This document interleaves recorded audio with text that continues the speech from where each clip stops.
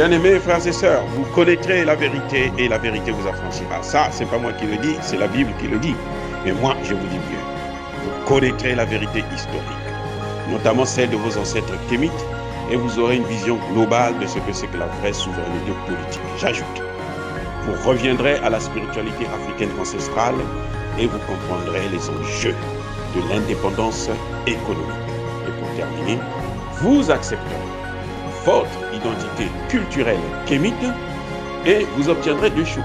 La première, c'est la paix. La seconde, c'est le développement, à une condition. L'unité de toute l'Afrique noire, l'unité de tous les Noirs du monde entier. Otep à tous, bienvenue sur la chaîne des panafricanistes, par essence, par conviction et par excellence. Celle des citoyens kémites par nécessité et obligation de combat. Nous sommes une chaîne qui n'est guidée que par nos ancêtres, et rien que par les ancêtres qui appartiennent à l'égrégore du monde noir. Par conséquent, nous ne croyons en aucun Dieu venu de l'étranger.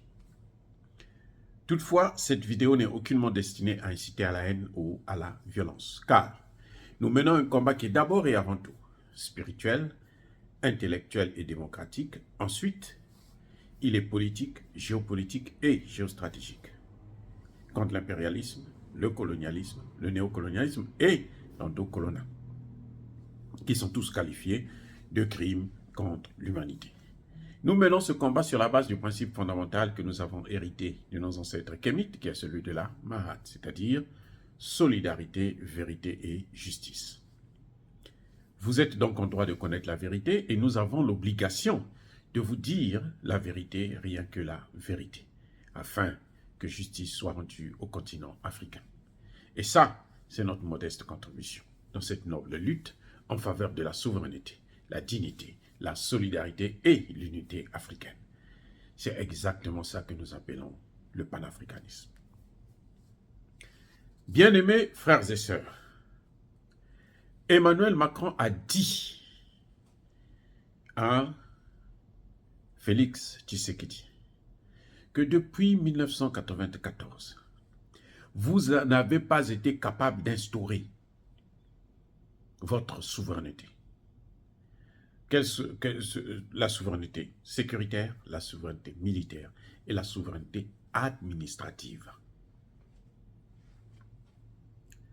Et vous n'êtes même pas capable d'appliquer la justice transitionnelle.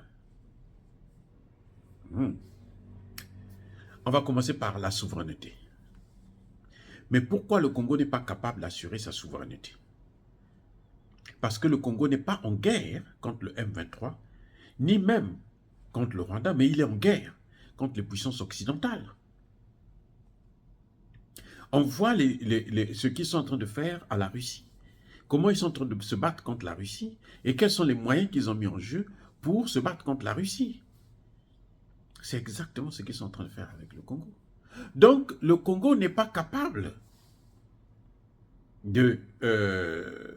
d'assurer, de restaurer sa souveraineté à cause de l'ingérence étrangère, l'ingérence des puissances occidentales. Il ne faut pas oublier que même Tshisekedi lui-même, Emmanuel Macron l'a dit, et Tshisekedi l'a confirmé que c'est grâce à lui qu'ils ont parlé à Nairobi avec le Drian pour essayer d'apporter le calme et tout, et puis trouver un compromis. Et donc, bon, il n'est pas très intelligent, il donne des points à l'autre, parce qu'il croit que ça devrait calmer. Non, mais en réalité, il avait déjà sorti ce qu'il ne fallait pas dire. Tout le monde sait maintenant que lui, il n'a pas été élu, il n'a pas de légitimité. C'est une légitimité à l'africaine ou à la France africaine. Et c'est ça, la réalité.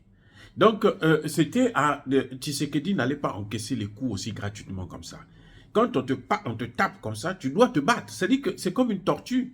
Quand vous voulez tuer une tortue, si vous la prenez, vous la mettez sur la braise là, vous allez voir que le charbon là va sauter dans tous les sens. Ça peut même faire exploser la maison. Et même vous pouvez mourir dans la même maison. Mais Tshisekedi se laisse il encaisse les coups tranquillement, comme s'il n'avait rien à voir. Comme s'il ne connaissait rien. Mais bon, pas comme si, mais en fait, parce qu'il ne connaît rien. Mais il ne peut pas accepter des coups comme ça. Voilà. on lui dit tu n'as pas été capable d'instaurer l'ingérence. Ah bon? Plutôt la souveraineté. Oui, parce que tu n'as pas de partenaire fiable. C'est ce que Tshisekedi devrait répondre. Parce que je n'ai pas de bons partenaires. Parce que mes partenaires ne m'assistent pas. Parce que dans toute guerre, il faut avoir des partenaires. L'Ukraine s'en sort aujourd'hui, peut-être pas s'en sort, mais l'Ukraine résiste parce qu'il a des partenaires, parce qu'il a les États-Unis, parce qu'il a la France, il a l'Union européenne. Mais si l'Ukraine n'avait pas cela, mais depuis longtemps, le lendemain même, l'Ukraine avait été prête à négocier avec Poutine. Ce sont les Anglais qui ont dit non, si tu négocies, nous on arrête notre soutien. Donc on ne va pas négocier. Donc, c'est ce que Tshisekedi devrait dire. Et il devrait passer à l'acte, c'est-à-dire commencer maintenant à prendre des contacts avec la Russie. La seule façon de mettre les Occidentaux là au pied du mur pour qu'ils te respectent et pour qu'ils changent d'avis, c'est d'aller voir ses adversaires. C'est d'aller voir leurs adversaires. Là, ils vont te respecter. Mais sans ça, là, tel que Tshisekedi est en train de faire là, il va se faire avoir tout le temps. Il va se faire avoir tout le temps. Par les mêmes gens. Et ça n'a aucun sens. Donc quand Emmanuel Macron parle de l'incapacité à restaurer la souveraineté, mais c'est parce que qui viole la souveraineté? Qui viole la souveraineté du Congo? Mais Emmanuel Macron a oublié que la Seconde Guerre mondiale, la bombe atomique qu'ils sont allés larguer à Nagasaki et à Hiroshima, ça venait d'où? L'uranium là venait du Congo. Donc c'est parce que eux, ils se servent du Congo seulement, ils ne veulent pas que le Congo puisse s'en sortir. Voilà un des problèmes. Maintenant, Emmanuel Macron a soulevé un autre problème qui m'a choqué. Il dit, vous n'êtes pas capable d'instaurer la justice transitionnelle. Oh, bien-aimés frères et sœurs, je vous ai déjà dit depuis très longtemps que c'est moi qui ai inventé la théorie de la justice transitionnelle. J'ai inventé dans ma vie là, deux grandes théories. La prévention des conflits et la justice transitionnelle.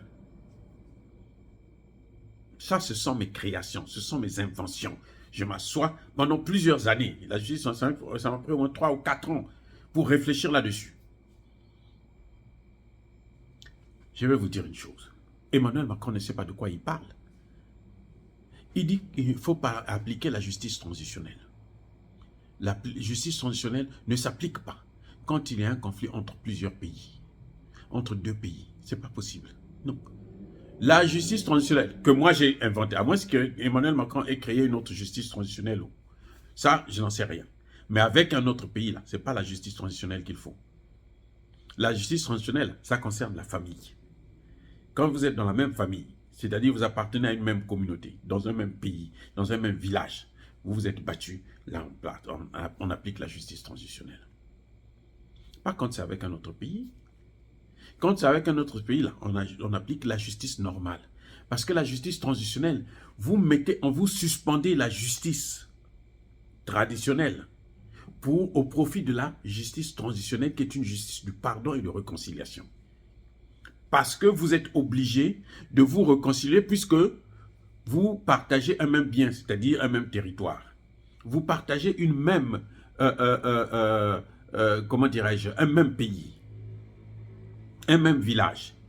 Donc personne n'a le droit de chasser l'autre.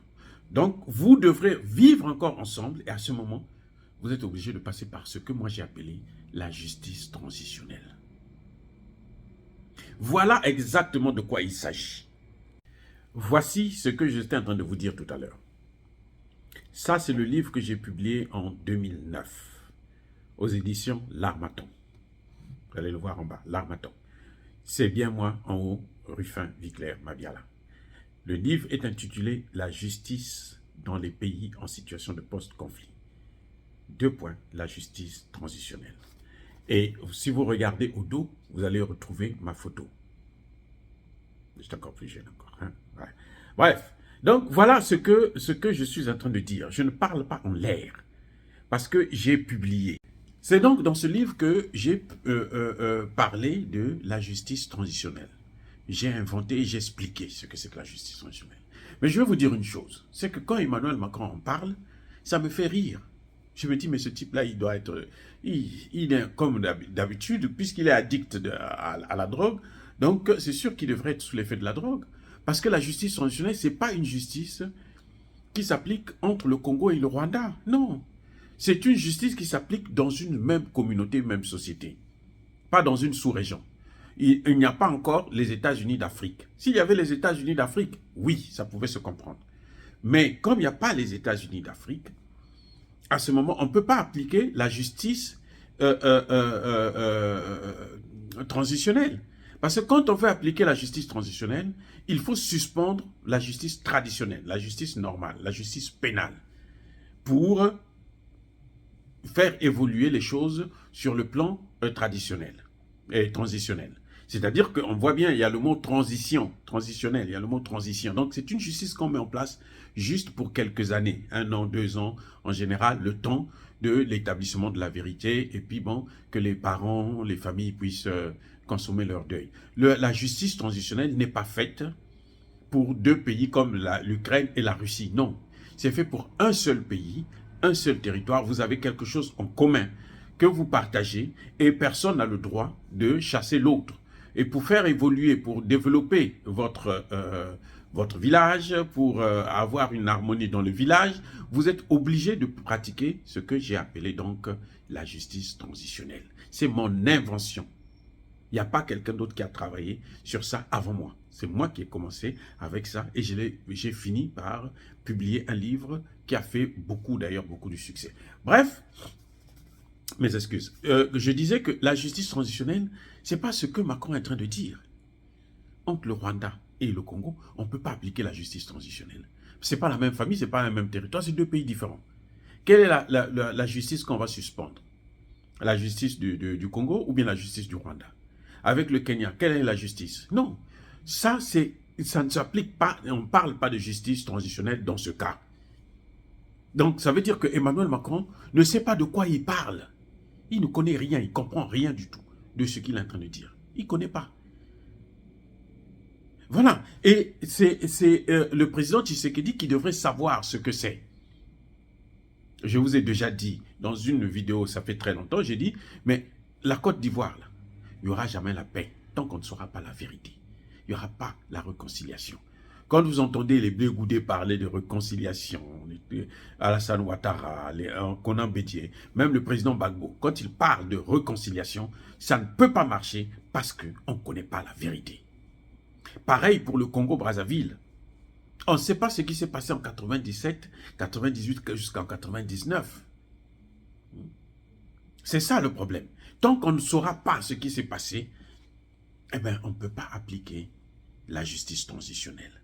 Parce que la justice transitionnelle, c'est une justice du rétablissement de la vérité et du pardon. Voilà les mots-clés. C'est une justice de réconciliation. Mais on ne peut pas parler de réconciliation si on n'a pas connu la vérité, si les gens n'ont pas demandé pardon et les autres n'ont pas excusé. Voilà encore un concept que Emmanuel Macron utilise sans connaître les contours, sans connaître le contenu. Ça dit que c'est comme... pour moi, il est dingue.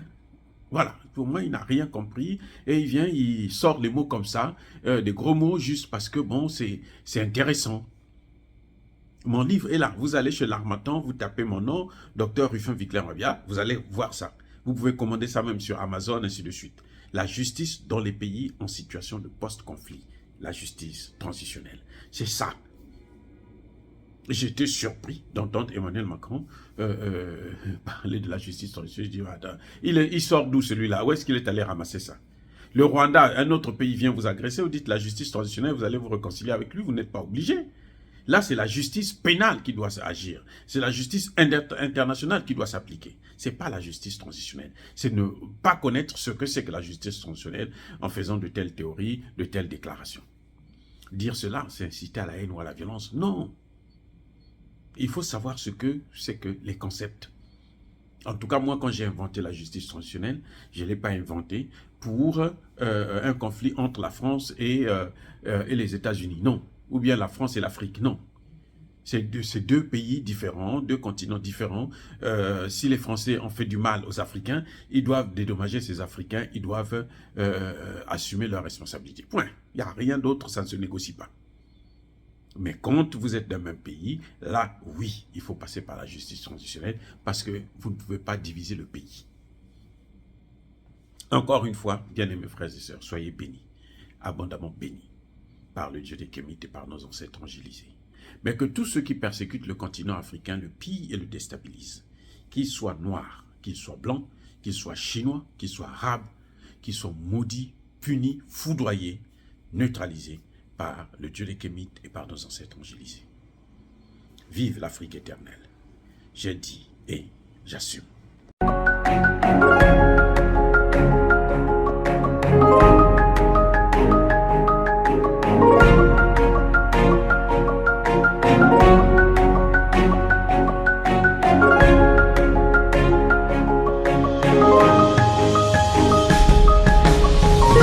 Eux, ils marchent par la foi et non par la vue.